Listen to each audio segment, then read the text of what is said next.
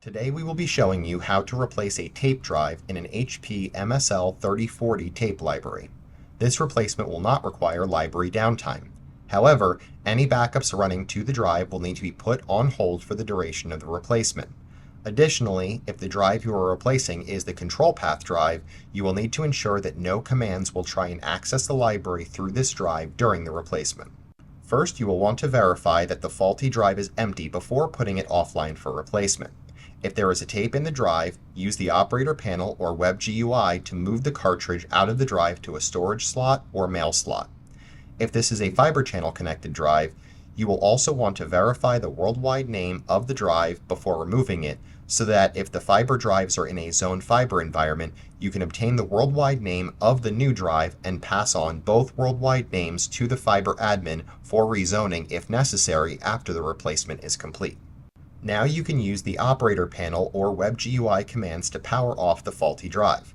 Note the number of the drive that you are putting offline. Drives are numbered consecutively in the library from the bottom drive in the lowest module, starting with drive 1. This includes all drives and any expansion modules that you have installed in the library. Once this command completes on the operator panel, you can move to the rear of the library. Locate the drive that you put offline for replacement. The drive power LED should be off, indicating that the drive is ready for replacement.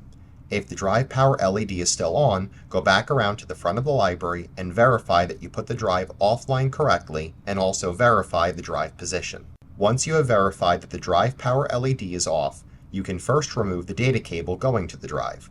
Then you can loosen the 2 thumb screws that hold the drive in place. Once they are fully loosened, you can pull the drive straight back and out of the library. Now you can take the replacement drive and line it up with the guide rails in the empty drive bay. Push the drive in completely, seating it firmly in the drive bay. Then tighten the 2 thumb screws, securing the drive into the back of the library. Then install the data cable going to the drive before returning to the front of the library. Go into the operator panel or web GUI and power the drive back on if it did not power up automatically when it was installed. Then verify that the library can see the drive correctly and clear any tickets associated with the faulty drive. Also, if this is a fiber channel connected drive, please obtain the worldwide name of the replacement drive so you can pass it along with the worldwide name of the faulty drive on to the fiber admin for rezoning if necessary. Now you will need to reconfigure your backup software to see and use the replacement drive. For our purposes, since we use Semantic Backup Exec, we simply need to restart the software services so that the tape services can detect the replacement drive. Your software procedure may be different. Any questions about backup software should be directed to your software support or manufacturer. If you are having any issues completing the drive replacement procedure, or the replacement tape drive does not fix your issues, please contact us at support@therocketplatform.com and we will be happy to assist you.